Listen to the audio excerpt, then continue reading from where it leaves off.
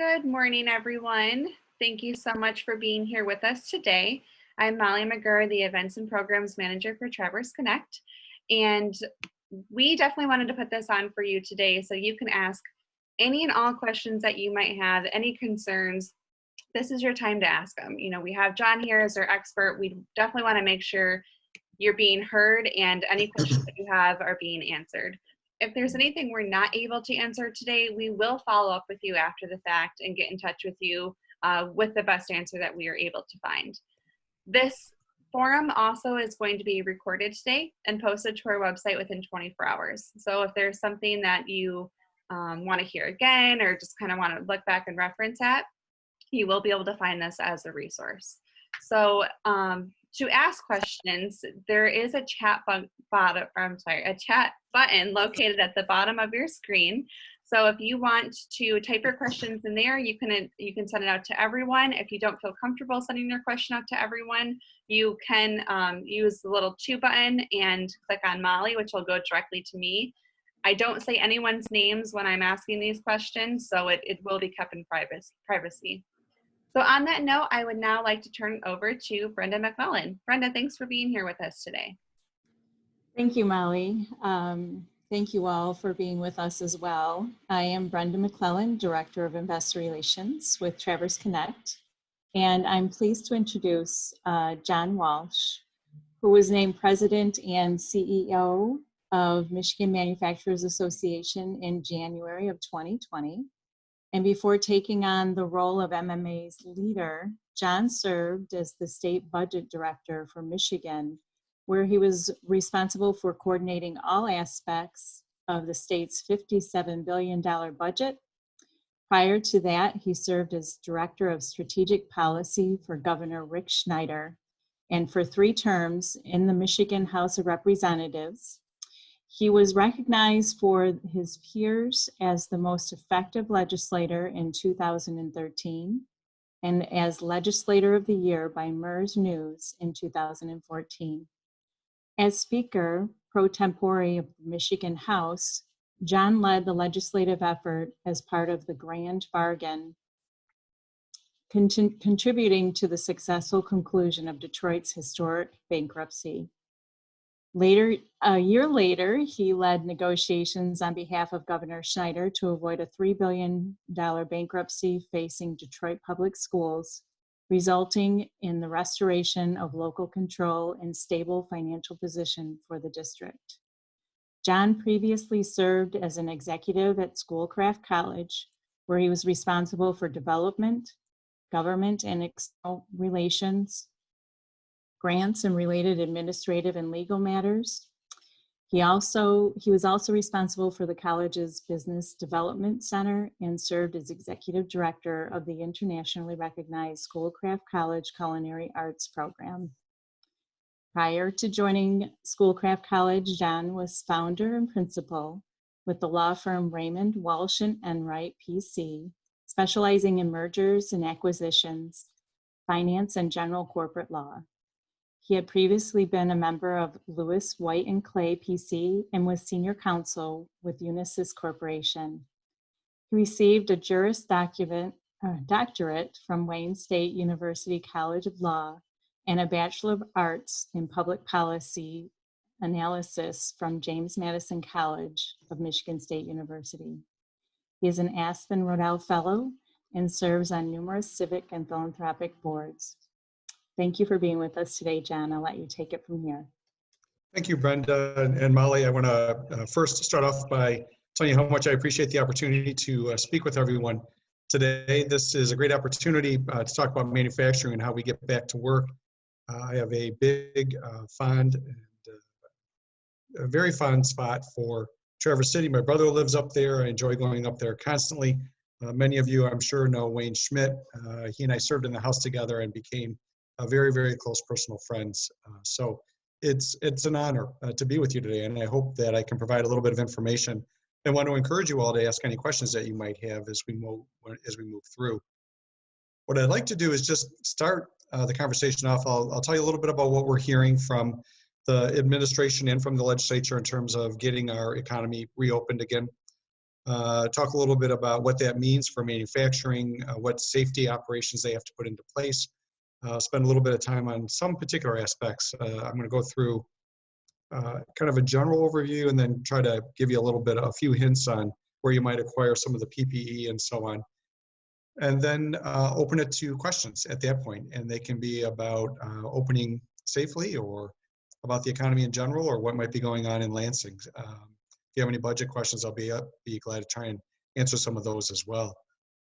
So what we're hearing at this point, and I'm sure many of you are hearing the same, is we continue negotiations with the Whitmer administration to allow manufacturing to be next up, so to speak.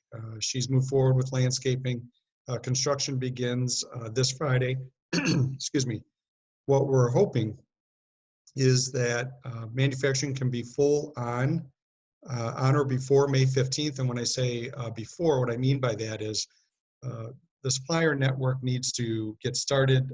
Folks need to bring their employees in, train them in what might be a new floor design or new procedures for safety, get the machines operating. It takes time to ramp up to full production and be ready to get parts to the next level in the supply chain. So we're hopeful, we're working hard to get an announcement from the Whitmer administration this week. We're joined fully by our colleagues in the House and the Senate. First and foremost, and with great sincerity, the safety of the employees is our top priority. But we strongly believe, without question, that we can open and operate safely and productively. In fact, manufacturing has proven that for the last couple of months.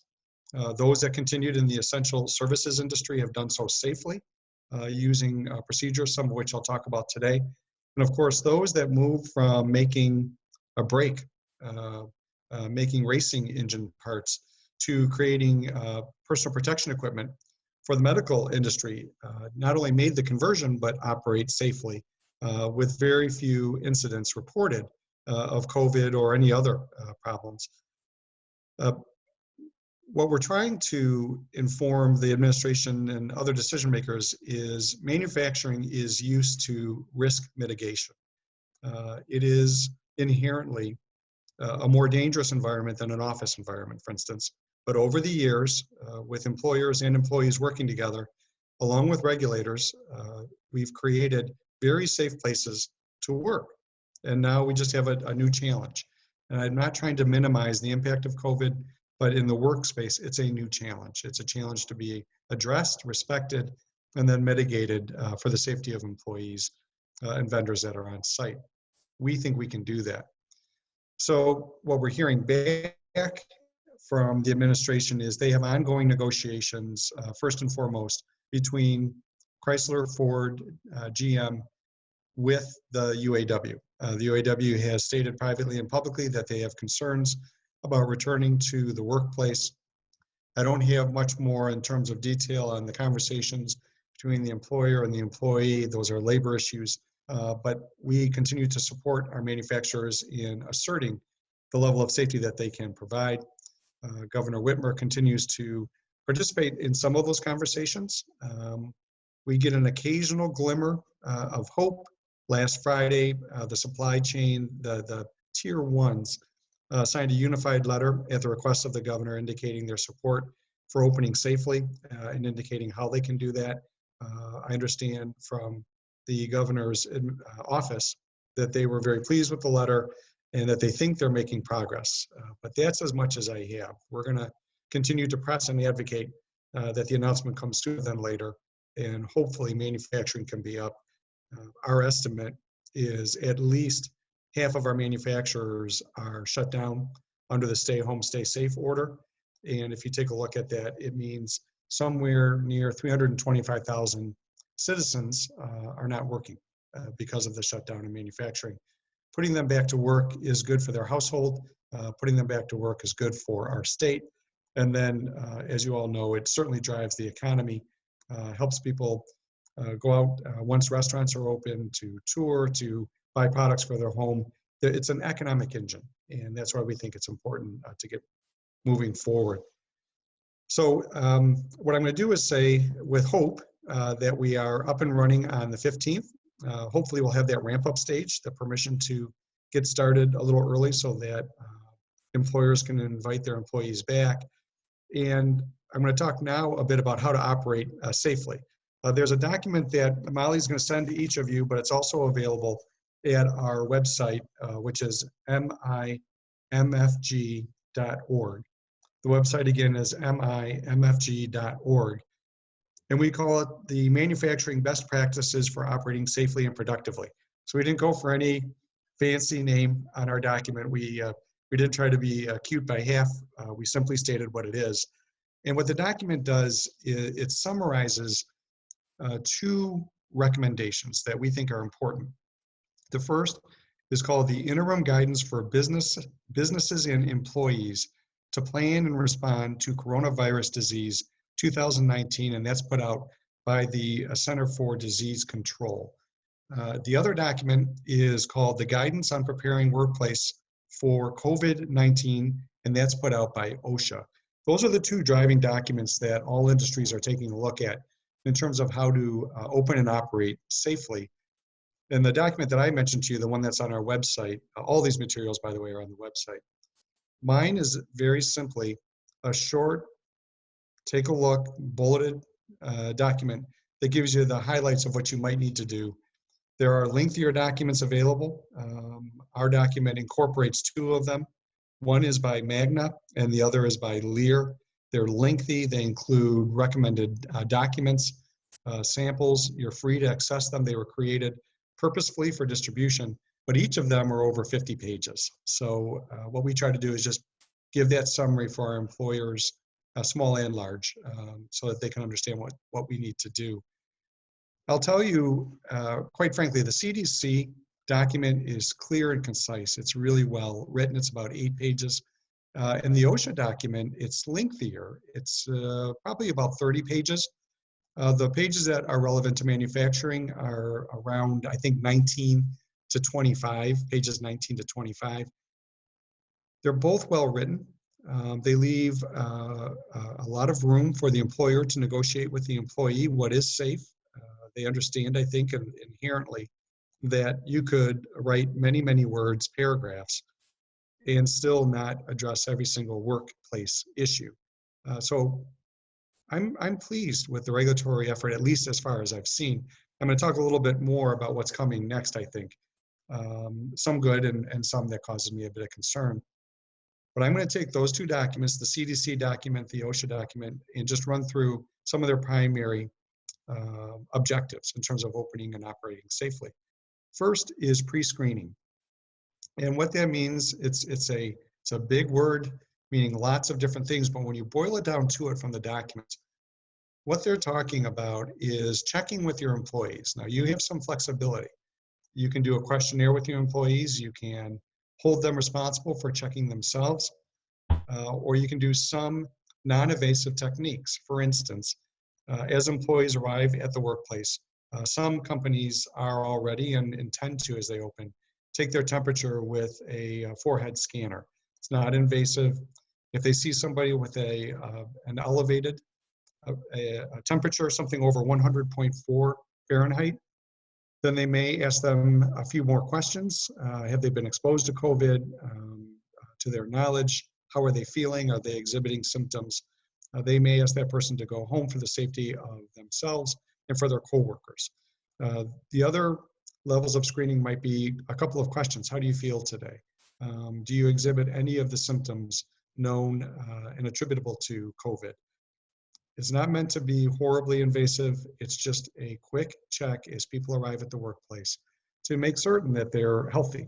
And related to that are personnel policies that make sure the employee understands and is encouraged to stay home if they're not well. Don't come in to affect your fellow employees. Call in ahead if you don't feel well. Have a clear understanding of what it means in terms of their pay and benefits. You want to make that employee feel comfortable and not so afraid of losing their job that they don't, or that they come in because they're concerned. So might be a little bit of a change in culture, maybe not. And I think many manufacturers already operate in a manner that encourages their folks to stay home and be well. So that is quickly look at pre-screening. It's at the front door. It's before they get to work. And then during the day, you might have folks, foremen and others taking a look at and just making sure no one's exhibiting any signs. Not intrusive, not meant to be a daily series of questions, but simply being observant in the workplace. The second thing that employers should be taking a look at is social distancing. We hear a lot about that. For OSHA and the CDC, it's a 3 to 6 foot distance. The state and the federal government has been suggesting 6 feet, and we're suggesting the same for our employers to look at 6 feet. And what that might entail is re-engineering a workspace. You might move your manufacturing workstations around a bit to assure that you can avoid that within 6 foot contact. The other thing that we're suggesting to employers is have your employees arrive in a staggered manner so that there aren't numerous employees coming in to a single door. Stagger your time for breaks. Make sure that you certainly are going to have a break room, but space it out. You might have to remove a table or two and some chairs just to underscore that people need to have a 6 foot distance, but allow them to take their breaks. They've earned them. Just make certain that they understand that they need to maintain social distancing, and if you stagger those breaks, that's one way of imposing, without really much of an issue, the opportunity to stay safe. Same for a dining room. The recommendations at the federal level, CDC and OSHA, is to allow, well, certainly, I don't mean to say it like they're going to allow it. You're going to have space for people to eat and enjoy lunch or a snack during their break. But folks may want to consider not operating an internal buffet in their cafeteria. They might want to do prepackaged foods, make it simpler so that people can just grab the food and move along. Just small changes. They have an impact, to be sure, but just small changes to keep moving, keep people moving, keep them somewhat apart. And then the next level is if you can effectuate, and no one will be able to effectuate that 6 foot distance all the time. The next suggestion then is the proper use of personal protection equipment, face masks, face shields, gowns if necessary, depending on the circumstances. Again, both CDC and OSHA leave a lot of room for the employer and the employee to work together to figure out how that might be. It's interesting, just as an aside, and I can't remember which, if it's CDC or OSHA, but one of them actually recommends against gloves because they give a false sense of security. They talk about hand washing and using disinfectant on your hands, or sanitizer, not disinfectant, as opposed to wearing gloves, because people will have the gloves on, they're on all day long, they're picking things up, they're moving them, they may scratch their nose, and then they're no longer as clean as they thought they might be. It's just a quick aside. I thought it was really interesting as I was going through the guidelines. So that proper use of PPE, it will drive some changes in the workplace. I can give you a specific example where it might be appropriate in a manufacturing setting. As many of you know, somebody could be working at a workstation in a manufacturing station 25 feet away from somebody else. But on occasion, they have to deliver parts back and forth, and you're going to have that touch point. That's when they should put on their mask. They might need a face shield depending on the product, if it's chemicals in particular, but there's various levels that you have to take a look at in terms of what's the right PPE. The other area is in shipping and receiving. It's almost impossible to engineer out that distancing of less than 3 to 6 feet. So that's where you would use PPE. I'm going to mention here, before I carry on, a couple of ongoing debates. One is Governor Whitmer has suggested that inside any confined space, we all must wear a mask. We're advocating that in the workspace, that be determined at the employer level, understanding their unique circumstances.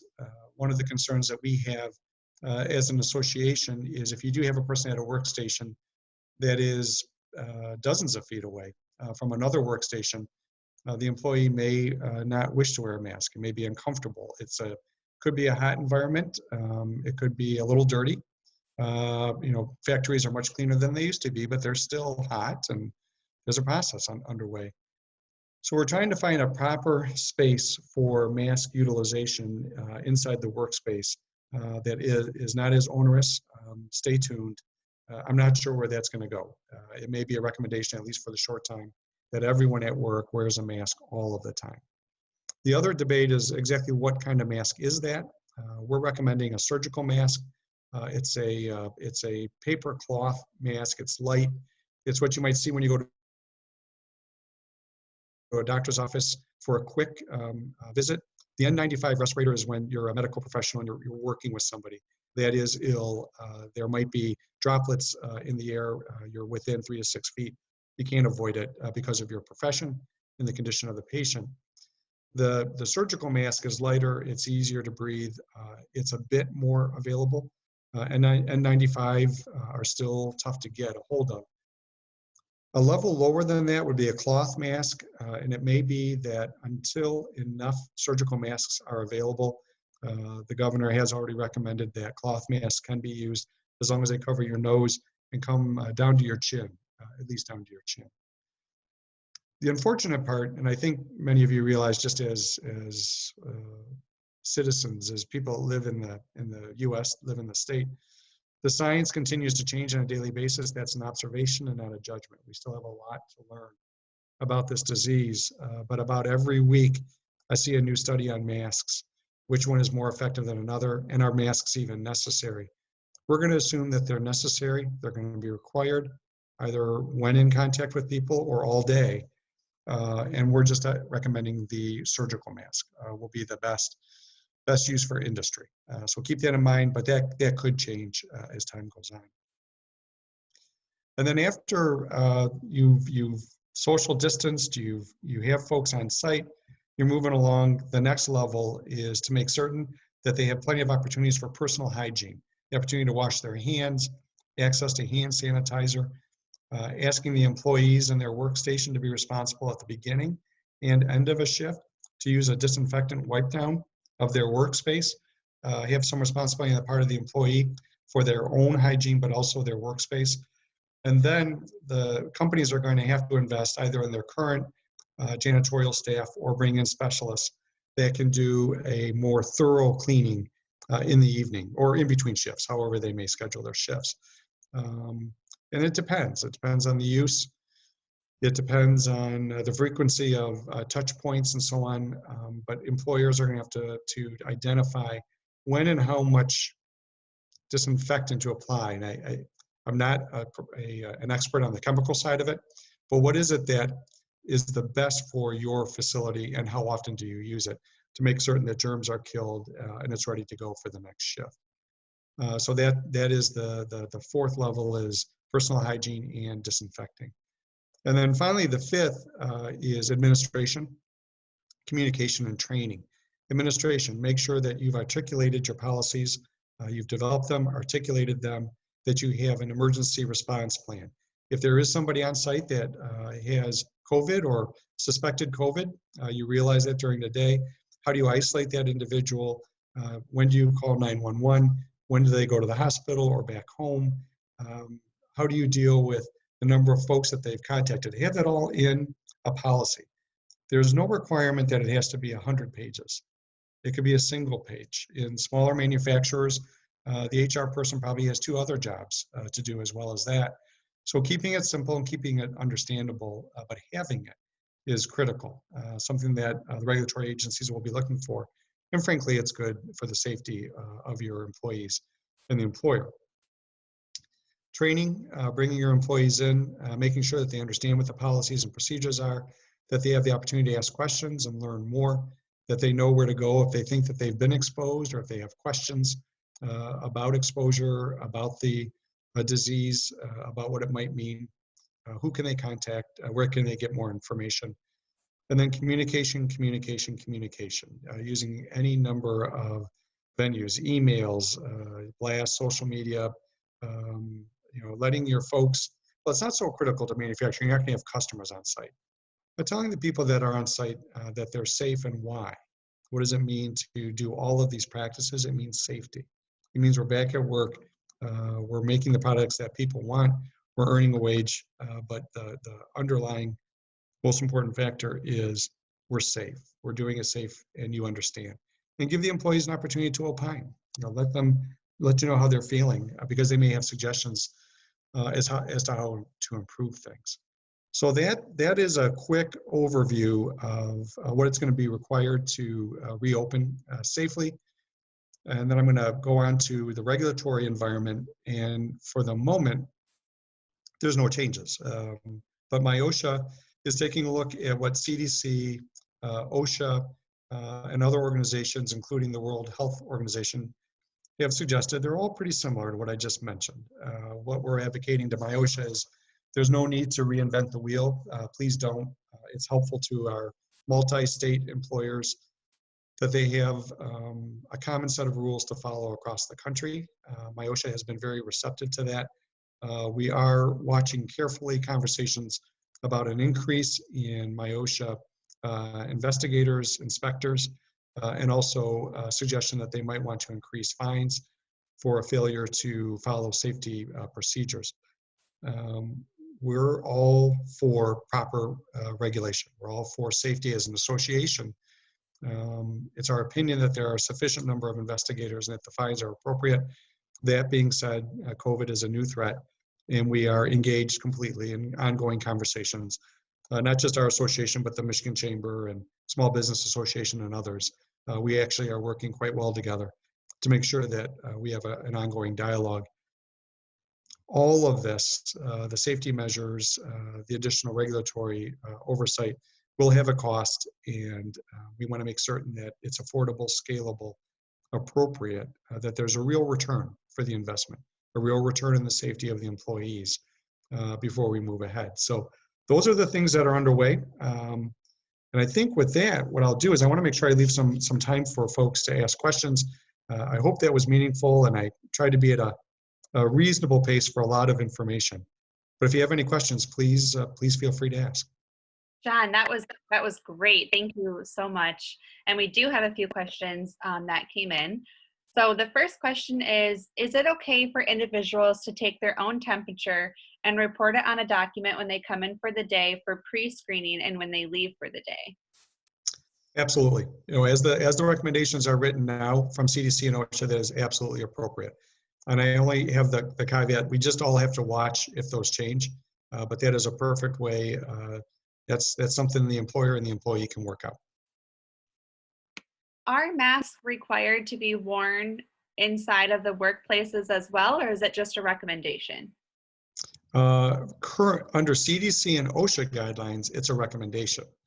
Under the governor's most current executive order on stay home, stay safe, issued last week, it's a requirement. All of us, regardless of where we are, if we're in an enclosed space, we're to wear a mask. So that's got to be worked out, because we have a conflict between federal regulations, CDC regulations, and the stay home order. Yeah, we've actually seen that question pop up a few times now, so I do think it is causing a little bit of confusion here. Mm-hmm. This is kind of more of a broad question. What are some of the biggest challenges this industry will face returning back to work? And on a little bit of a lighter note, what are some of the positives that might come out of this as well? Sure. So some of the things that folks will face is understanding what the regulations are. As long as we can keep MyOSHA, OSHA, and CDC aligned, I think that will help dramatically. Moving forward, they're relatively simple to understand and implement, but it will be some cost. The requirement will be, the burden and the requirement will be on the employer to provide the PPE, for instance. It might be a little slower to get your workforce to their workstations if they're coming in on a staggered basis. So those kinds of things are going to have to be taken into account. And then shortages, potential shortages on PPE, although that's moving along a bit more rapidly. The other thing that we're going to have to keep an eye on is, in every industry, not just manufacturing, the impact of the extra $600 a month unemployment benefit from the federal government. It has helped many, many, many people, millions of people across the country. But for some, they're making more in unemployment than they are when they were working in manufacturing or the food industry, travel, you name it, retail. So when employers start to call people back and say, we're now open, you are no longer unemployed, by law, they have to return. But they will lose that additional income, and the possibility exists for conflict. Geez, I don't really want to come back to work. I'm making more. I'm afraid to come back. That can be real, absolutely, or it could be something that people will use so that they don't have to return and have the possibility of continuing to work through July, or not work and receive the benefit. We're working very, very closely with Jeff Donofrio in Labor and Economic Opportunity to find some path with the federal government, so when people are called back, they might be able to retain that federal benefit or some portion of it, so that it eliminates that really tough period. We're ready to go, gotta go, for the good of your home and the good of our state and our nation. How do we get past the reluctance or that deemed loss in people's minds?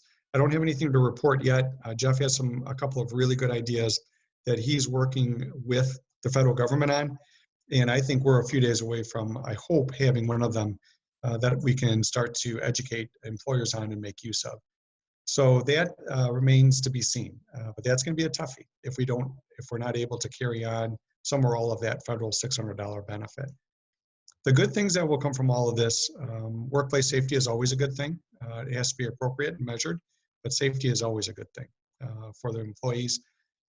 There's also an opportunity for the manufacturing industry to play a huge role in personal protection equipment here in Michigan. Right now, according to the National Association of Manufacturers, there are 200 million pieces of personal protection equipment manufactured each week around the world. That's all in gloves, masks, shields, and gowns. We're going to need 4 times that. If our economy stands up and it's going to have more safety in the workplace, and maybe even out and about for some period of time, we're going to need more. Only 20 million, 25 million pieces of that 200 million are actually manufactured here in the United States. We have a fantastic opportunity to onshore that business. And a number of our manufacturers have already engaged in developing and manufacturing PPE. So I think it's sad that it came about because of this emergency. The good is it does represent an opportunity for more manufacturing here in the States, and why not Michigan? Why shouldn't it be here? We make stuff, we make it well. Let's do that. And then more in general, I think we have a real opportunity to onshore manufacturing, just because we've seen some weaknesses in the worldwide supply chain. So I think we have a great opportunity to bring manufacturing home, so to speak, and make some investments. And we're going to need to work with our state and local leaders to find ways that we can entice people to come to Michigan. Grow, the ones that are here, grow and become larger, diversify, but also entice more to move here. Yeah, I love that kind of positive spin, that you were able to put on, quite frankly, a negative situation, which I think all of those points you made were wonderful. So thank you for that. Another question we had come in are, what more can be done to put trust and control for workplace safety back in the hands of the businesses and their employees? I think what would be most helpful is have your employers reach out to their local state reps and senators. They're very receptive.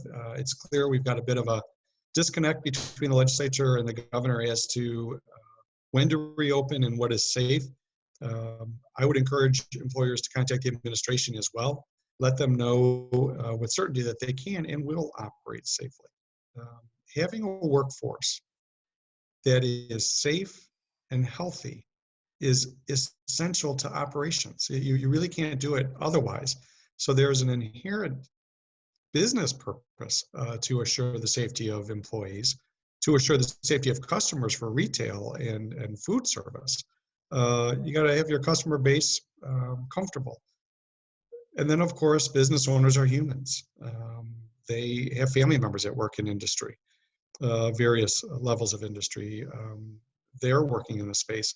So there's a personal reason to be safe, and there's a professional reason to be safe. And we just need to convince our decision makers that we can do it and have done it. Perfect. The next question is, any recommendations on how to work with suppliers during this time and how that might be affected at all? So suppliers for PPE, you mean? They did not specify. Okay. So for PPE in particular, one of the things that we've done for the manufacturing, the MMA members, is we just published a toolbox yesterday. And it lists dozens of providers of PPE and other services. Could be legal services as you change your HR policies, or accounting services. Folks will need to have some detailed reporting to assure that their payroll protection plan grant or loan becomes a grant in the end. So we have a resource on our website to that end.